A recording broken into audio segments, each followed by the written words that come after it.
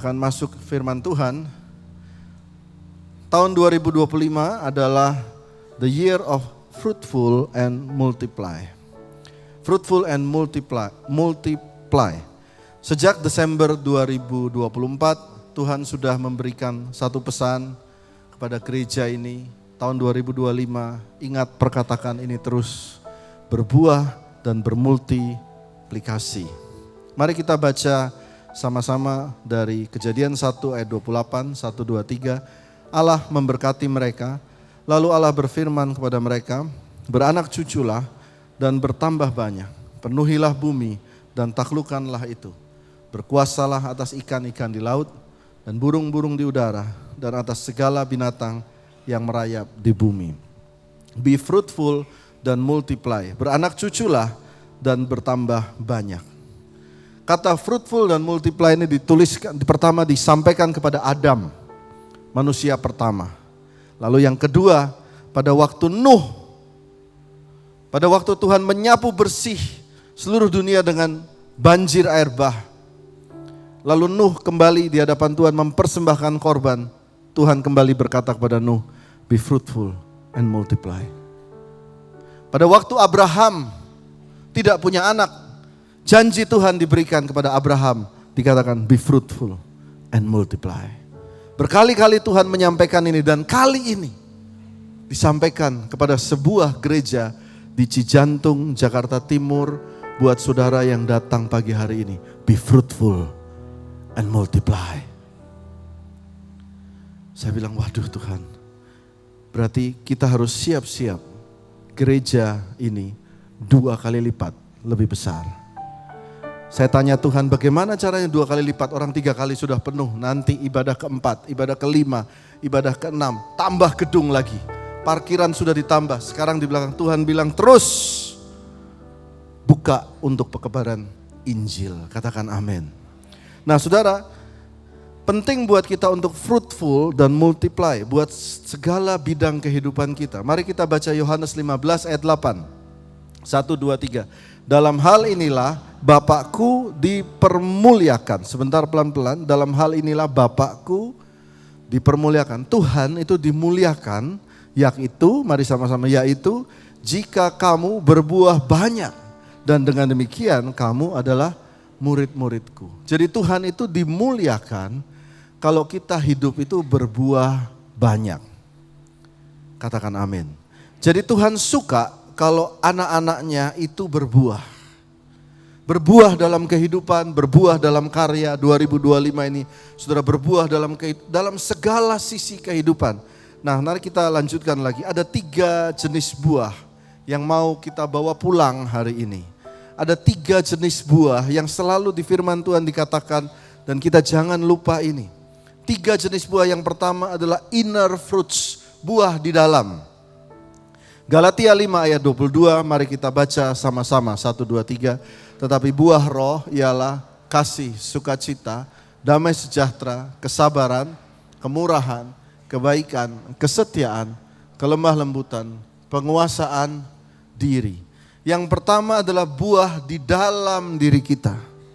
Inner fruits, buah dalam diri kita. Apakah kita sudah ada kasih? Ada 9, kasih, sukacita, damai sejahtera, sabar, murah hati, kebaikan, kesetiaan, kelemah lembutan, penguasaan diri. Apakah kita berbuah akan 9 ini di 2024? Atau sebaliknya, yang engkau berbuah dalam dirimu adalah kebencian, kesedihan, kekacauan, suka marah, pelit. Lawannya kemurahan tuh pelit, jahat, tidak setia, kasar, penguasaan diri, rakus. Buah mana yang berkembang? Apakah buah roh ini? Ada 9 buah roh.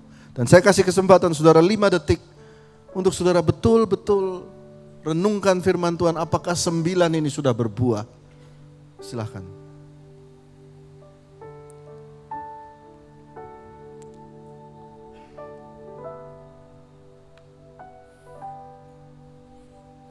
Jenis buah yang kedua yang kita bawa pulang hari ini adalah perbuatan baik yang keluar kepada orang di sekitar kita. Keluar. Kalau yang tadi di dalam, yang berikutnya yang keluar. Mari kita baca ayatnya 1, 2, 3. Demikianlah hendaknya terangmu bercahaya di depan orang supaya mereka melihat perbuatanmu yang baik dan memuliakan Bapakmu yang di surga. Kata memuliakan Bapakmu yang di surga sama dengan kata dia suka kalau kita berbuah. Jadi yang kedua, buah yang kedua adalah buah perbuatan baik. Kalau saudara lihat ada foto-foto di sini, di multimedia, memberikan gereja, memberikan sembako kepada puluhan orang di lingkungan sekitar pada waktu Natal. Lalu ada kepada ibu-ibu janda di gereja diberikan, ada perbuatan baik yang keluar. Good works yang keluar. Hari ini apakah buah perbuatan baik ini sudah ada dan semakin berbuah dalam kehidupan kita? Atau Anda dikenal dalam keluarga sebagai keluarga atau anggota keluarga yang paling cuek, anggota keluarga yang paling pelit? Apakah Anda dikenal di lingkungan RT saudara sebagai anggota RT yang paling cuek, paling kasar, paling tidak mau partisipasi? Firman Tuhan berkata, ingat loh, perbuatan baik itu buah. Buah. Saya kasih 5 detik, Anda renungkan Matius 5 ayat 16. Sudahkah ada perbuatan baik yang menjadi buah? Selanjutnya saudara, jenis buah yang ketiga adalah buah di dalam jiwa-jiwa atau penginjilan. The fruit of the righteousness is a tree of life. Amsal 11 ayat 30. And he that winneth souls is wise. Masihkah kita ingat di era sosial media yang begitu gencar ini, masihkah kita menginjil? Masihkah kita memberitahukan kepada teman-teman yang salah jalan, yuk kita ke gereja, yuk ingat Tuhan. Saya doakan ya, masih adakah penginjilan di era saat ini? Gereja kadang melupakan mengajar ini. Gereja begitu sibuk dengan sosmed. Sehingga akhir-akhir ini kalau kita melihat yang heboh itu gereja dengan sosial medianya. Sosial media yang paling rame. Jadi yang terjadi bukan penuaian jiwa, bukan penginjilan. Tetapi yang ada adalah perpindahan dari gereja ke gereja. Gereja yang sudah lama jemaat setia, karena gereja itu kurang maju dalam sosmed, pindah ke gereja yang lebih modern. Jangan lupa, Tuhan mau kita buah dalam jiwa-jiwa. Kalau saudara hadir di gereja dalam 5 tahun, sudahkah ada 1 atau 2 orang yang kita bawa ke rumah Tuhan? Amin saudara. Jadikanlah mereka murid-muridku. Jadi ada 3 jenis buah. Yang pertama adalah inner fruits. Katakan inner fruits, 1, 2, 3.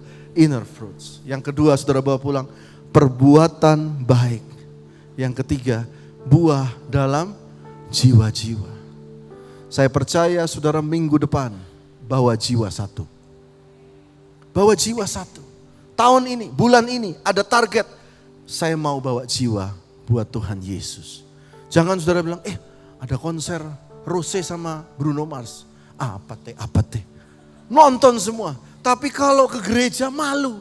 Malu Pak, saya malu kalau ketahuan orang Kristen. Aduh. Padahal kalau saudara susah, saudara berseru kepada Tuhan. Waktu saudara menutup mata terakhir kali, saudara bilang, Tuhan Yesus jemput aku. Betul gak? Bruno Mars emang kenal sama kamu? Enggak.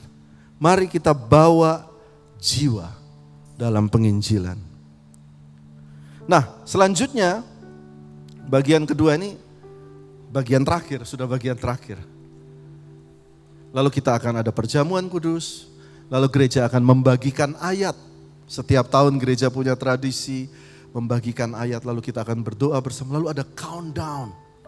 Nanti ada surprise teknologi dari Ko Clement.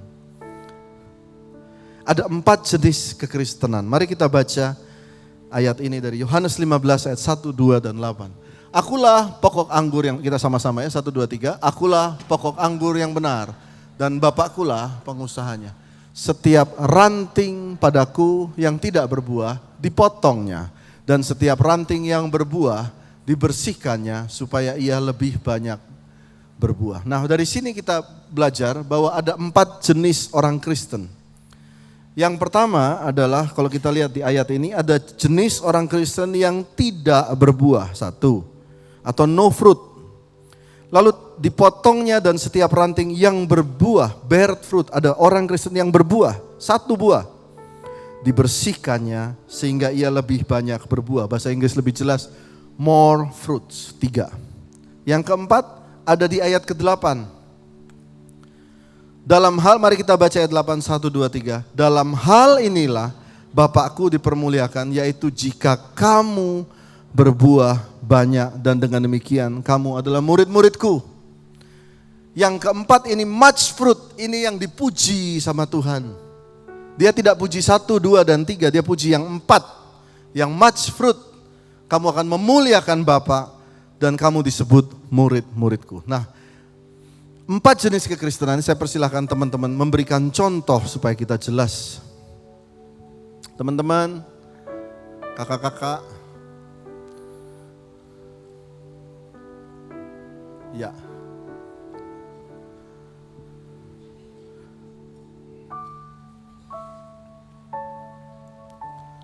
Baik, ini adalah mereka sudah dari pagi memberikan contoh, kayaknya udah mulai ngantuk. Jadi kita kasih tepuk tangan dulu buat Kak Vina, Bu Oya, Bu Wiga, Darren. Oke, yang pertama dikatakan tidak berbuah. Boleh ditunjukkan ke Bu Vina, tidak berbuah. Piringnya kosong. Jenis orang Kristen yang kedua adalah berbuah. Buahnya 1. Cuma 1. Dia mungkin gak sabar jadi sabar, yang pelit jadi murah hati, yang pulang lewat tempat persembahan lari, sekarang bertobat lewat persembahan berdoa memberi persembahan. Ada jenis juga yang berbuah lebih banyak, more fruit. Tuh ada banyak, tuh ada dimiringin dikit, ada apel, ada pear, ada jeruk, mulai banyak. Tapi yang 4 dikatakan much fruit. Coba ke sini dikit. Ya, much fruit tuh. Ada banyak much fruit. Ada jenis yang keempat, orang yang berbuah banyak. 2025 kita semua jadi orang Kristen seperti ini. Amin. Baik dalam usaha, dalam kemurahan hati, dalam nasihat, dalam kebaikan buat sesama seperti ini. Nah, saya akan kasih contoh. Orang Kristen itu harusnya seperti ini. Ini yang disebut mempermuliakan. Nah, silahkan Bapak Ibu, tenang, ambil aja, ambil. Beberapa Bapak Ibu kaget, apa ini? Ambil saja, ambil. Ada yang menolak saudara-saudara, ambil aja 1. Asli. Nah, oke, ke tengah, silahkan ambil 1. Ya, yang ambil jangan lupa, saya tagih perpuluhan. Ya, silakan. 1 aja, 1. Darren ke sebelah sini. Ya, saudara lihat pelan-pelan Darren, dia seperti orang Kristen yang kemanapun dia melangkah, dia memberikan buah. Dan perhatikanlah setiap orang yang dihampiri oleh Darren itu senyum. Lumayan nih, dapat buah nih. Harusnya orang Kristen seperti itu. Ada buah kemurahan, ada buah senyum, ada buah kesetiaan. Dan juga ada buah perbuatan baik. Oke Darren, ya Darren terus berbagi. Orang Kristen seperti ini. Yuk udah Darren, habis nanti. Habis. Itu tadi saya beli buat di rumah. Oke, kasih tepuk tangan buat Darren. Harusnya seperti itu, much fruits. Saudara lihat waktu dia berjalan, maka Bapa di surga dipermuliakan. Dia akan disebut murid Tuhan Yesus. Tapi perhatikan yang ini, yang orang Kristen ke gereja setiap bulan, setiap minggu, datang Natal semua, tapi tidak berbuah. Coba silahkan. Boleh diangkat piringnya ke atas. Nah. Lihat. Sudah. Diangkat lagi piringnya. Atas kosong enggak? Kosong. Ini Pak sulap ya, sulap. Kosong semua. Dia berjalan dan kosong. Dibilang Kristen, dibilang melayani Tuhan, tapi bagi orang-orang di sekitarnya, empty plate. Kosong. Nah, saudaraku sekalian, jangan kosong, katakan amin. Sedih loh, kemana-mana, ya ternyata kosong dia. Nanti ditebang Tuhan. Nah, di ibadah 2 gak ada, sekarang ibadah 3 ada. Yang punya 1 buah turun. Nah ini Ibu Oya, ini saudara manajer di BPJS. Saudara hati-hati, saudara galak sama dia, BPJS gak keluar. Ini beneran manajer di BPJS. Dia bawa 1. Coba mau dikasih ke jemaat, dikasih 1. Jangan dikasih, kan cuma 1. Ya kan? Mau kasih jalan lagi Bu. Tahu nggak ini contohnya? Sudah Bu. Contohnya apa? Dia orang Kristen, dia melayani Tuhan, tapi pelit. Betul nggak? Buahnya 1, terima firman, nomor 1. Dengar firman khotbah nomor 1. Semuanya, dari JCC Cijantung, NDC sampai GMS semua lengkap. Sampai Stephen Tong semua didengerin semua, hebat banget. Tapi di luar perbuatan baiknya gak ada, di keep sendiri. Apakah ini mempermuliakan Tuhan? Tidak. Selamatkah dia? Selamat. Tuhan berkata semuanya ini ranting Tuhan sayang. Tapi kamu gak mempermuliakan Tuhan. Katakan amin. Baik, kita berikan tepuk tangan buat Tuhan Yesus. Hari ini saudara semua, saya berdoa tahun 2025 semua seperti Om Darren ini ya. Kasih tepuk tangan buat Tuhan Yesus. Silakan, terima kasih. Nah, kita sampai di bagian akhir, yakni ada ayat ini. Lukas 13 ayat 7 dan 8. Mari kita baca sama-sama 1, 2, 3. Tebanglah pohon ini. Untuk apa ia hidup di tanah ini dengan percuma. Ini buat orang Kristen yang tidak berbuah. Buat orang Kristen yang hari Minggu ke gereja, Natal ke gereja, dosa jalan terus. Buat pelayan yang melayani Tuhan, tapi dosa jalan terus. Dan dikatakan, tebanglah pohon ini, untuk apa ia hidup di tanah ini dengan percuma. Ayat 8 baca sama-sama, jawab orang itu, Tuhan, biarkanlah dia tumbuh tahun ini lagi. Aku akan mencangkul tanah sekelilingnya dan memberi pupuk kepadanya. Mungkin tahun depan ia berbuah. Ada 1 orang yang berdiri di tengah, minta anugerah, kasih kesempatan 1 kali lagi. Tahukah saudara, ada orang salah terus, dia berkata, aduh salah, tapi Tuhan selalu kasih kesempatan. Saya kasih sebuah cerita. Ayat ini adalah Hosea 2 ayat 15. Hosea ini bercerita tentang seorang nabi.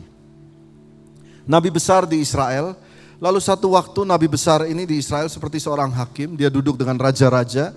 Dia tingkatnya paling tinggi, status masyarakatnya sangat tinggi, namanya Hosea. Bahkan ada kitabnya di perjanjian lama, kitab Hosea. Tapi jarang dikhotbahkan pendeta. Karena apa? Karena kisahnya lucu. Hosea ini satu waktu disuruh Tuhan untuk menikah. Disuruh menikah, maka dia jalan, disuruh menikah, dicari istrinya. Tuhan bilang, kamu nikahi seorang wanita bernama Gomer. Gomer adalah seorang pelacur. Nah, perhatikan baik-baik, begitu Gomer jadi istri daripada Hosea, ibu Hosea, maka derajatnya naik.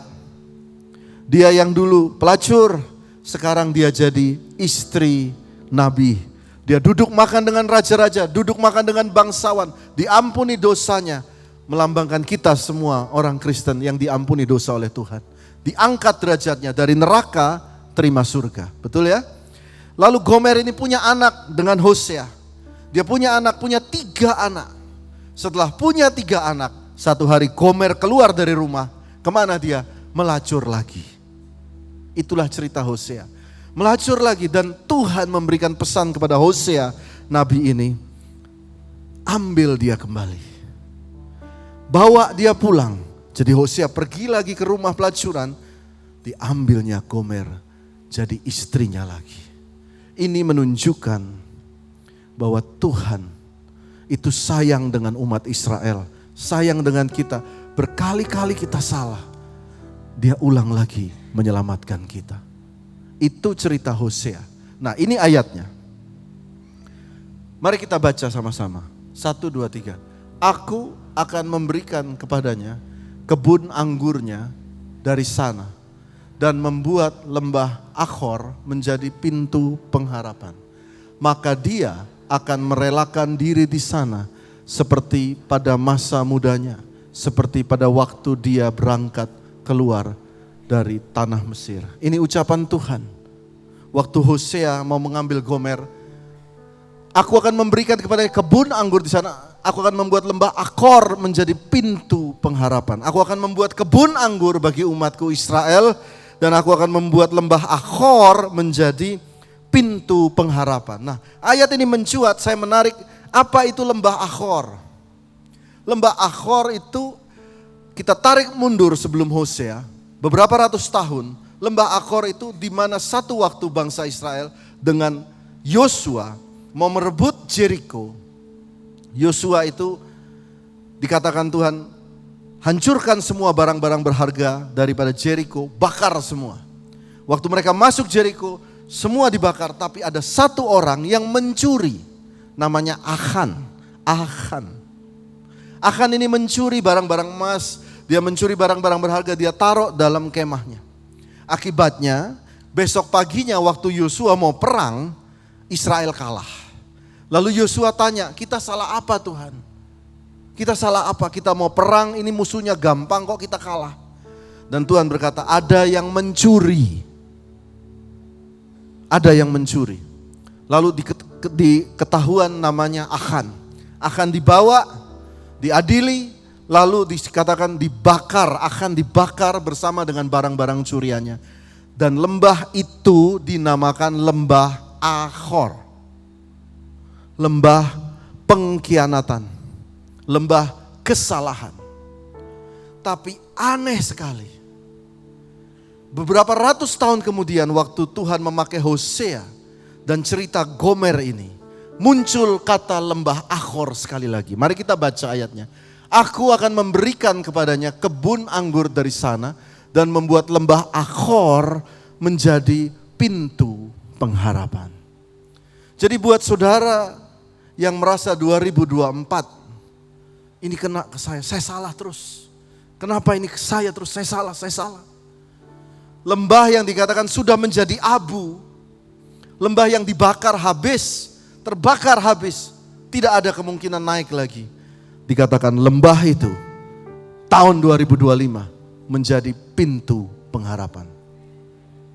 Dan yang kedua dia katakan dari lembah yang berabu oleh karena dibakar itu akan muncul kebun anggur. Waktu saya terima sebenarnya, yes, JCC Cijantung 43 tahun melayani. Buat orang ini gereja dalam gang, gereja yang sudah tidak dilihat orang. Tuhan berkata dari sana akan muncul pintu pengharapan. Dari sana akan jadi kebun anggur buat banyak orang. Lalu saya bertanya, lalu apa yang harus buat jemaat? Katakan pada jemaat, masih ada pengharapan. Buat yang salah, yang susah, yang tidak berbuat tahun 2024. Maka Tuhan katakan, Tuhan beri satu kesempatan tahun ini. Berikan tepuk tangan buat Tuhan Yesus. Satu kali kesempatan tahun ini supaya Anda bertobat. Katakan amin. Bertobat, jangan main-main lagi. Bertobat, bertobat. Jangan sampai roh itu meninggalkan kita. Bertobat, Tuhan kasih kesempatan satu kali lagi untuk berbuah. Saudaraku,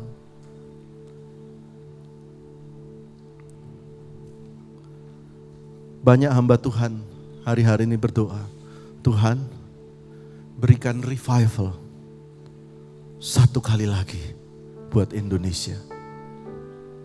Dan saya tangkap pesan Tuhan ini sama. Tuhan bilang, Tuhan kasih kesempatan berbuah tahun ini. Buat saudara yang pintu pekerjaan tertutup, yang saudara merasa hidupmu seperti lembah Akor yang berdebu, sudah abu, yang sudah tidak ada harapan. Hari ini Tuhan kasih kesempatan satu kali. Samson satu waktu berdosa, salah di hadapan Tuhan, berzina dengan Delila. Lalu satu waktu ditangkap Filistin, akhirnya dicukur rambutnya, dibotakin rambutnya, dia dibutakan matanya. Pada waktu lemahnya dia berkata, Tuhan, ampuni aku. Ini kata-kata Samson. Selama hidupnya dia gak pernah panggil Tuhan. Waktu sekali itu dia berkata, kasih aku kesempatan satu kali lagi. Dan dikatakan dia nempel kepada dua tiang. Dan Tuhan kasih kesempatan satu kali lagi. Dia goyang itu tiang.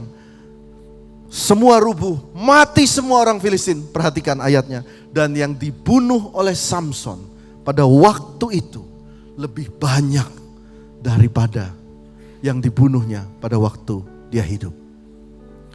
Hari ini siap-siap saudara. Siap-siap. Ada beberapa di antara saudara, saya nggak tahu kenapa ini hanya ibadah 3. Yang 2024 nggak kelihatan kerjanya, kok aduh nggak kelihatan. 2025 siap-siap menuai berkat ekonomi luar biasa.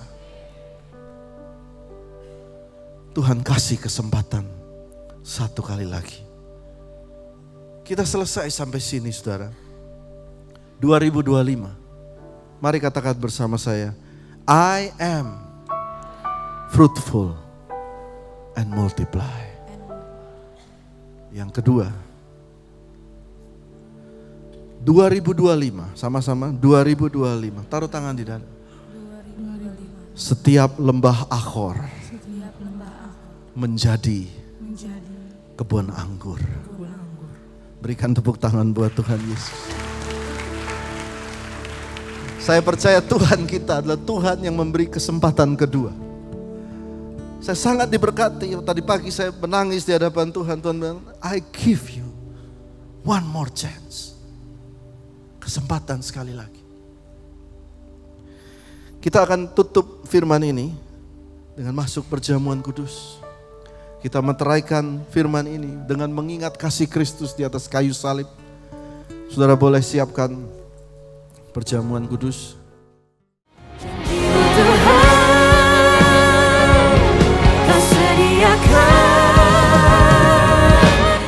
Bukti kesetiaan-Mu di dalam hidupku. Dari hal kecil